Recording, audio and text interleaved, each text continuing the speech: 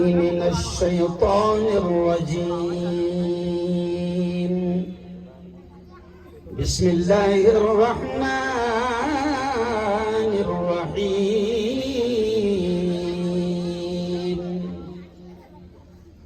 يا أيها الذين آمنوا قوا أنفسكم وأهليكم نارا وقال تعالى اقرأ باسم ربك الذي خلق الإنسان من علق اقرأ وربك الأكرم الذي علم بالقلم علم الإنسان ما لم يعلم. وقال رسول الله صلى الله عليه وسلم خيركم من تعلم القرآن وعلمه أو كما قال عليه الصلاة والتسليم. وقال رسول الله صلى الله عليه وسلم من رأى منكم منكرا فليغيره بيده أو كما قال عليه الصلاة والتسليم.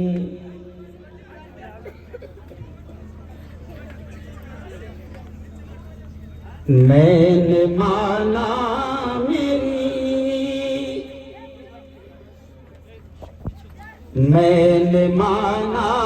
میری آواز نہیں جائے گی.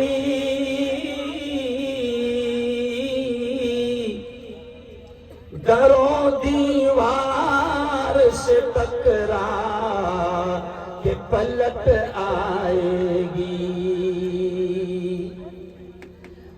آپ بھی موقع ہے کرو ان اندھیروں کا علاج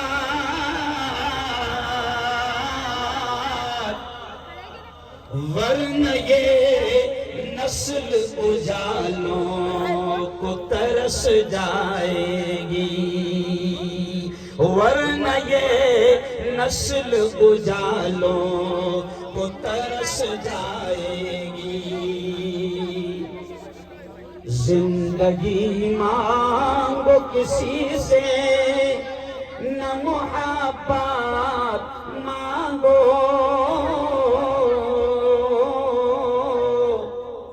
تخت مانگو نہ کوئی تاج حکومت مانگو.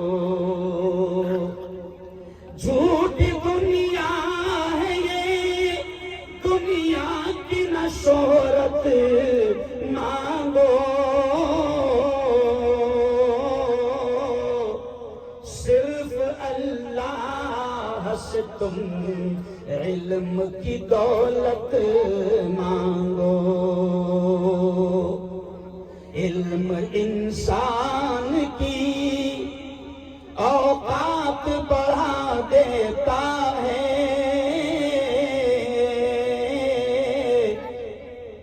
علم سوئی ہوئی تقدیر جگا دیتا ہے.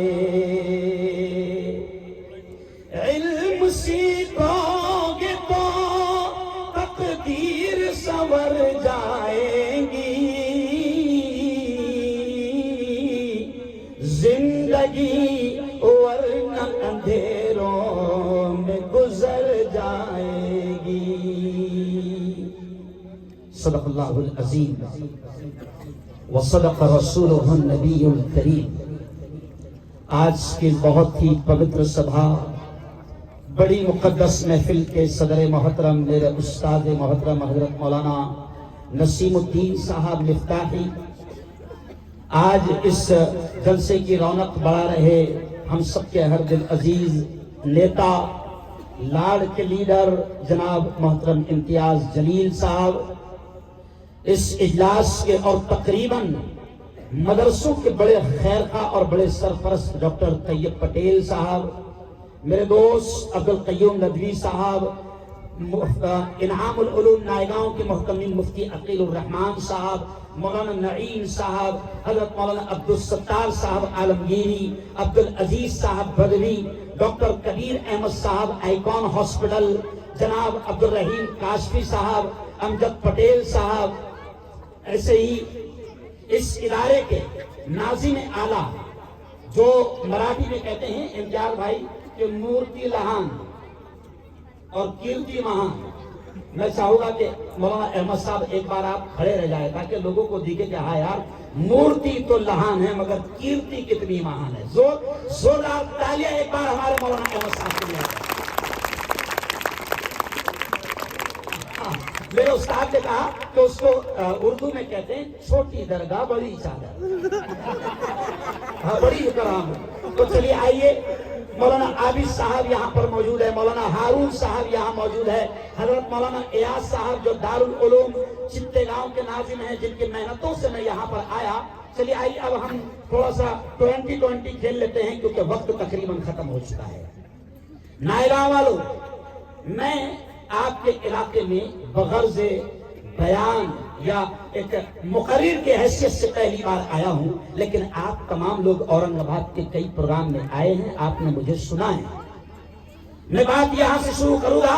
میرے استاد محترم نے بہت ساری باتیں کہہ دی آپ کے پاس میں کہ بیٹیوں کی تعلیم کی اہمیت پر بہت ساری باتیں کہی، میں آؤں گا اس پر. لیکن امتیاز بھائی، میں پورے ملک میں، پورے بھارت میں جہاں جہاں جا رہا ہوں، مسلمانوں کو سب سے پہلا جو پیغام میں دے رہا ہوں وہ میرا اپنا پیغام نہیں، اللہ کا سب سے پہلا پیغام ہے. مسلمانوں کو پورے ہندوستان میں، پورے بھارت میں چپے چپے میں ہم جا کر یہ کہہ رہے ہیں کہ قرآن سے تو آپ کو عشق ہے، قرآن سے آپ کو پیار ہے، قرآن سے اتنا عشق ہے کہ اگر قرآن کی کوئی توہین کرے مولانا تو یہ قوم راستوں پر آ جاتی ہے، جان دینے کو تیار ہو جاتی ہے. قرآن سے اتنا پیار ہے کہ اگر قرآن کی کوئی توہین کرے تو جان دینے اور جان لینے کو تیار ہو جاتی ہے. لیکن میں مسلمانوں سے یہ کہتا ہوں کہ اگر قرآن سے اتنا پیار ہے تو قرآن کی پہلی آیت پر عمل کیوں نہیں کرتے؟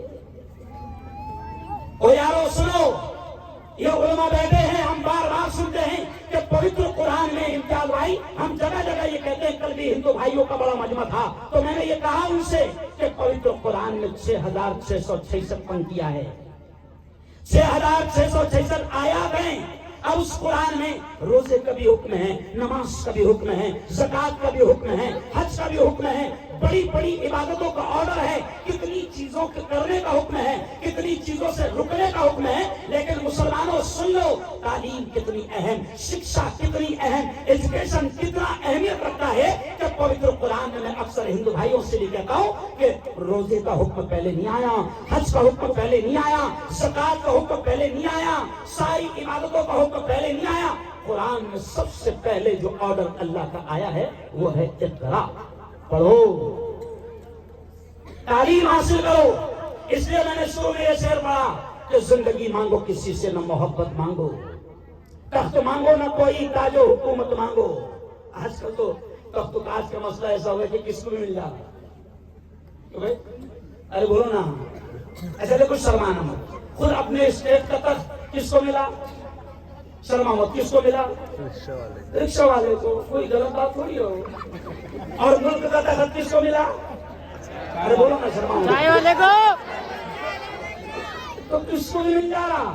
لیکن پھر بھی ہم یہ کہتے ہیں کہ اس پر بھی ہمارا حق ہے، تو وہ بھی نہیں چھوڑیں گے، ہم وہ بھی نہیں چھوڑیں گے. لیکن ہم یہ نصیحت کر رہے ہیں، یہ جتنی پبلک یہاں پر بیٹھے اور جتنے جوان یہاں پر بیٹھے اور امتیاز بھائی اتنی ہی بڑی تعداد میں ہماری مائیں بہنیں پیچھے ہیں، اسکرین ان کے لیے لگایا گیا. میں سب سے پہلا پیغام آپ کو یہ دے رہا ہوں کہ دیکھو قرآن میں سب سے پہلے حکم ہے پڑھنے کا. اس لیے میں کہتا ہوں کہ زندگی مانگو کسی سے، نہ محبت مانگو، تخت مانگو نہ کوئی تاج و حکومت مانگو. جھوٹی دنیا ہے یہ، دنیا کی نہ شہرت مانگو، صرف اللہ سے تم علم کی دولت مانگو. کیا مانگے گے؟ ارے بولو زور سے. علم کیوں علم مانگو؟ تو میں کہتا ہوں کہ علم انسان کی اوقات بڑھا دیتا ہے، علم سوئی ہوئی تقدیر جگا دیتا ہے، اور علم سیکھو گے تو تقدیر سنور جائے گی، زندگی ورنہ اندھیروں میں گزر جائے گی۔ علم جس کو نہیں منزل وہ کہاں پاتا ہے، ٹھوکریں راہ میں کھا کھا کے ہی مر جاتا ہے۔ علم حاصل کرو۔ اور ہم تو یہ بھی کہتے ہیں مولانا، میں آپ کے سامنے یہ کہہ رہا ہوں کہ پورے ملک میں ہم یہ پیغام دے رہے کہ مسلمانوں کی تقریباً تمام سمسیاؤں کا اور تمام پریشانیوں کا حل اللہ نے علم میں رکھا ہے۔ اور ہم یہ کہتے ہیں کہ آپ کو کس نے منع کیا؟ اگر آپ کو ایسا لگتا ہے کہ مولوی ملا صرف مدرسے کی بات کرتے ہیں، امتیاز بھائی ہم صرف مدرسے کی بات نہیں کرتے ہیں۔ میں 14 سال تک میڈیکل کالج میں پروفیسر رہا، میں مدرسے کا تمہارے اورنگ آباد کے کاشف کا معلوم، میں تمہارے اورنگ آباد کے کاشف کا معلوم، لیکن مدرسے نے مجھے اچھا پترکار بھی بنایا۔ جیسے امتیاز جلیل ایک اچھے پترکار سے اچھے نیتا بنے، ایسے ہی مدرسے نے مجھے ایک اچھا عالم بھی بنایا، مفتی بھی بنایا، ایک اچھا سیاسی نیتا بھی بنایا، ایک اچھا پترکار بھی بنایا۔ میں یہ جملہ اس لیے کہتا ہوں امتیاز بھائی کہ کون کہتا ہے کہ مدرسوں سے صرف ملا ہی پیدا ہوتے ہیں؟ ارے بھائی، اس ملک کو آزادی دلانے والے سوتنتر سینانی اور مجاہدین آزادی کی بڑی تعداد کس کی ہے؟ بولو، علماء کی ہے۔ مولانا ابوالکلام آزاد کون؟ بولو، ملا۔ بولو، کون؟ ملا۔ سید حسین احمد مکی کون؟ ارے بولو نا، شرما مت نا۔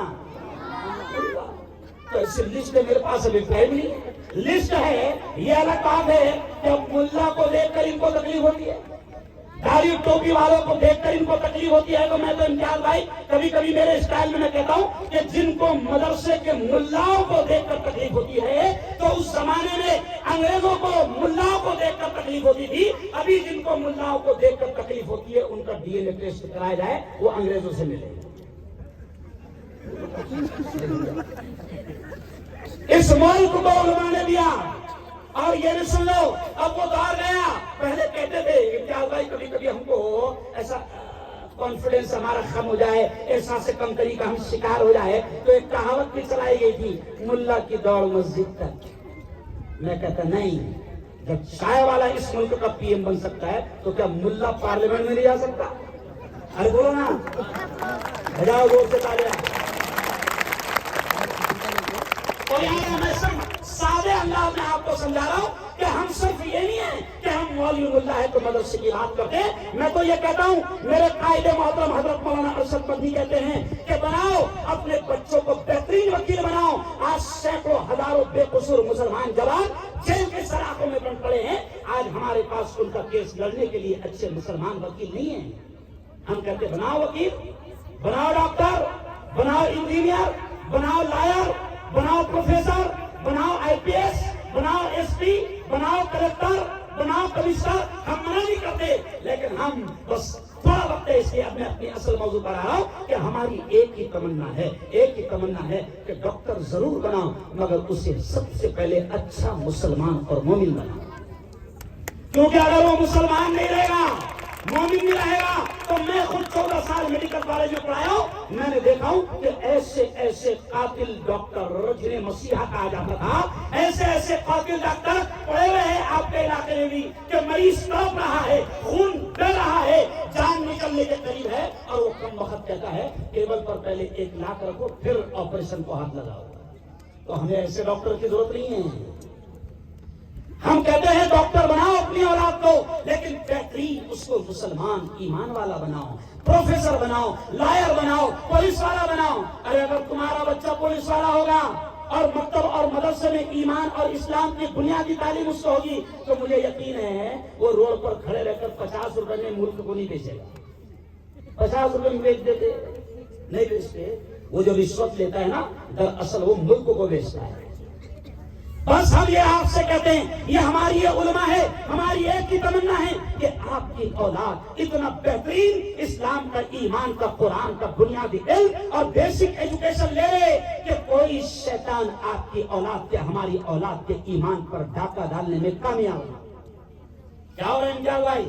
آپ کے شہر میں، آپ سے قریب میرے شہر میں دھلیا وہاں سے قریب آج ایمان پر ڈاکہ ڈالنے والے، بیچ میں بات آ گئی آپ کو کہہ رہا ہوں، ایمان پر ڈاکہ ڈالنے والے نائگاں والوں، تم سڑک پر نکل جاؤ، ایمان پر ڈاکہ ڈالنے والے ڈاکو شکیل بن حنیف کی شکل میں آپ کے علاقے میں موجود ہے۔ آپ کی بیٹیوں کو ورگلانے والے شیطان بڑی تعداد میں موجود ہے۔ آج امتیاز بھائی یہ مدرسہ ہے بیٹیوں کا، مدرسہ عربیہ جامعہ فاطمہ للبنات۔ مولانا نے آپ کے آنے کے پہلے بڑی پیاری بات کہی۔ مولانا نسیم صاحب میرے استاد نے کہا کہ سب سے پہلے اسلام کے لیے شہادت دینے والی عورت، پیارے نبی کو سب سے پہلے تسلی دینے والی کہ وہی آ گئی، وہی آ گئی۔ پیارے نبی گھبرائے ہوئے ہیں، کتنے پیارے انداز میں تسلی دی ہماری ماں حضرت خدیجہ نے کہ اللہ آپ کو ضائع نہیں کرے گا، آپ تو یتیموں کا سہارا بنتے ہو، آپ تو بے سہاروں کا سہارا بنتے ہو، آپ تو غریبوں کی مدد کرتے ہو۔ تو سب سے پہلے تسلی دینے والی بولو زور سے کون؟ عورت۔ سب سے پہلے اسلام کے لیے شہید ہونے والی کون؟ ارے بولو عورت۔ ایمان لانے والی عورت۔ تو آج فاطمہ للبنات کا لڑکیوں کے مدرسے کا یہ پروگرام ہے، تو ہم آپ سے کہتے ہیں کہ اپنی بیٹیوں کو دین کی، ایمان کی، اسلام کی اتنی بہترین تعلیم دو کہ ان کی کوکھ سے جنم لینے والے، ان کے پیٹ سے دنیا میں آنے والی جو اولاد ہے وہ نیک اور صالح پیدا ہو، اللہ کے نیک بندے پیدا ہو۔ مولانا نے بڑی پیاری بات کہی، حضرت خواجہ معین الدین چشتی رحمۃ اللہ علیہ، حضرت خواجہ عبد القادر جیلانی رحمۃ اللہ علیہ، حضرت خواجہ بابا فرید الدین گنج شکر رحمۃ اللہ علیہ۔ چلو آؤ، میں خلدآباد آتے رہتا ہوں، آپ کو بھی نہیں معلوم ہے خلدآباد میں کون کون اللہ والے رہتے ہوئے ہیں۔ حضرت خواجہ سعد الدین شیرازی، حضرت خواجہ منتظم الدین زردری بخش دولے رحمۃ اللہ علیہ، حضرت خواجہ عمر شیرازی، حضرت خواجہ حسن شیرازی، حضرت خواجہ برہان الدین غریب۔ او میرے یارو، ان اللہ والوں کی تاریخ پڑھو، اللہ کی قسم کھا کر کہہ رہا ہوں کہ یہ اللہ والے ایسے نہیں بنے، ان کو اللہ والا بنانے میں ان کی ماؤں کی تربیت کا اور ان کے دودھ کے اثرات کا نتیجہ ہے کہ وہ مائیں ان کو بغیر وضو کے دودھ بھی نہیں پلاتی تھی۔ ابھی مائیں بیٹھی ہوئی ہے، مجھے ہنسی آتی ہے جملہ کہتے وقت، ابھی تو ماں دودھ پلاتی ہے، آہا ماں دودھ پلا رہی ہے اور سامنے ٹی وی کی اسکرین پر نظر ہے، کیا ہے؟ ٹی وی پر نظر ہے، ماں دودھ پلا رہی ہے۔ اور آج کل تو بڑا عجیب ہو گیا، موبائل ہاتھ میں ہیں، موبائل ہاتھ میں ہیں، سیریل دیکھ رہی ہے، ماں دودھ پلا رہی ہے۔ میرے پاس میں ایک کیس آیا بھائی، ایک ماں کہنے لگی مفتی صاحب یہ میرا بیٹا بڑا بدتمیز ہو گیا، لاتے مارنے لگا ہے، پہلے گالیاں بھی دیتا تھا اب لاتے مارنے لگا۔ تو میں نے ہنستے ہنستے کہہ دیا خالہ ذرا یاد کر دو، ہو سکتا ہے کہ یہ تیری گود میں ہوگا، تو اسے دودھ پلا رہی ہوگی، اس وقت تیری نگاہ ٹی وی پر ہوگی اور ٹی وی پہ فائٹنگ چل رہی ہوگی، تو اس کے اثرات تو آئیں گے نا۔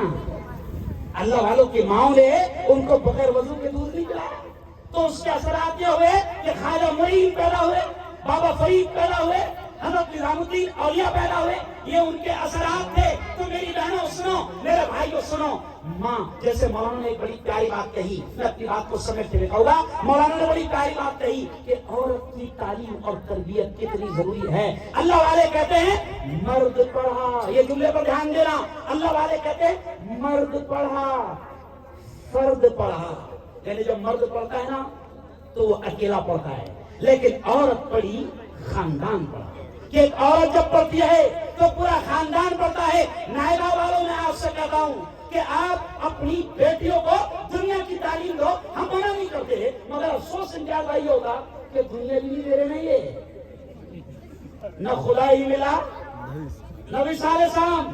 ہم کہتے ہیں دنیا کی بھی تعلیم دو اور دین کی بھی تعلیم دو، اور دین کی تعلیم ان کو اتنا دے دو کہ ان کے ایمان پر کوئی ڈاکہ ڈالنے میں کامیاب نہ ہو۔ آج کیا ماحول ہو گیا، سن لو یہ جملہ میرے اللہ نے دماغ میں ڈال دیا، آج کیا ماحول ہو گیا کہ پہلے ہم نے کبھی سوچا نہیں تھا کہ مسلمانوں کے اتنے برے دن آئیں گے۔ مولانا آپ نے جو جملہ کہا وہی جملہ میں کہا، ہم نے کبھی نہیں سوچا تھا کہ مسلمانوں کے اتنے برے دن آئیں گے۔ عدالتوں میں ہم جاتے ہیں تو شرم آتی ہے یہ جملہ کہتے ہوئے، ہم نے کبھی نہیں سوچا تھا کہ ہمارے اتنے برے دن آئیں گے کہ آج عدالتوں میں مسلمانوں کی بیٹیاں عدالتوں میں جا کر یہ درخواست دے رہی ہے کہ میں اپنی مرضی سے اسلام اور ایمان کو چھوڑ رہی ہوں۔ کیا ہو نہیں رہا؟ بولو، ارے بولو نا بھائی، مسلمانوں کی بیٹیاں، کبھی نہیں ہم نے سوچا تھا امتیاز بھائی کہ ہمارے اتنے برے دن آئے گے. اس کی وجہ کیا ہے؟ کیونکہ ہم ان کی دینی تعلیم اور تربیت کا بہترین انتظام نہیں کر پا رہے. ہم ان کی تربیت پہ کہیں نہ کہیں لاپرواہی برت رہے ہیں. میری بہنوں سے میں کہتا ہوں کہ میری بہنوں، ماں کی گود، کسی نے کہا ہے کہ ماں کی گود بچے کا پہلا مدرسہ ہے. ماں کی گود بچے کا پہلا مدرسہ ہے. اور جب ماں ہی پڑھی لکھی نہیں رہیں گی، جب ماں ہی پڑھی لکھی نہیں رہے گی تو بتاؤ نا وہ ماں بچوں کی تربیت کیا کرے گی، کیسے کرے گی؟ کر ہی نہیں سکتی ہے.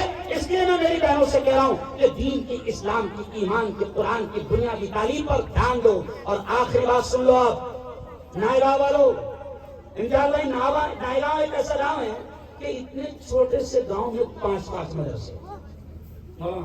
کچھ کہنا ہے؟ کچھ کہنا تو بہت ڈسٹرب نہیں کرنا سے 5. تو اب سنو کہ اتنا سا چھوٹا سا گاؤں نائگاہ، امتیاز بھائی، 5 بڑے مدرسے، 2 لڑکیوں کے مدرسے، 3 لڑکوں کے مدرسے. اچھا ایک وقت ایسا تھا ہمارے، کبھی کبھی لگتا ہے کہ بھئی اتنے مدرسے ہوں گے. مولانا علی ندوی میرے استاد محترم نے برسوں پہلے جملہ کہا تھا مسلمانوں. انہوں نے اس زمانے میں کہا تھا 40 سال پہلے کہ مسلمانوں، گلی گلی مدارس اور مکاتب کا جال بچھا دو. ایک دور ایسا آئے گا کہ تم اپنی اولاد کا ایمان بچا نہیں پاؤ گے. تو ہم نے تو گلی گلی مدرسوں کا جال نہیں بچھایا. اور کبھی کبھی ہنسی آتی کہ گلی گلی مدرسے ہوتے تو چمڑوں پر کتنے جھگڑے ہوتے. نہیں سمجھا؟ ارے بولو.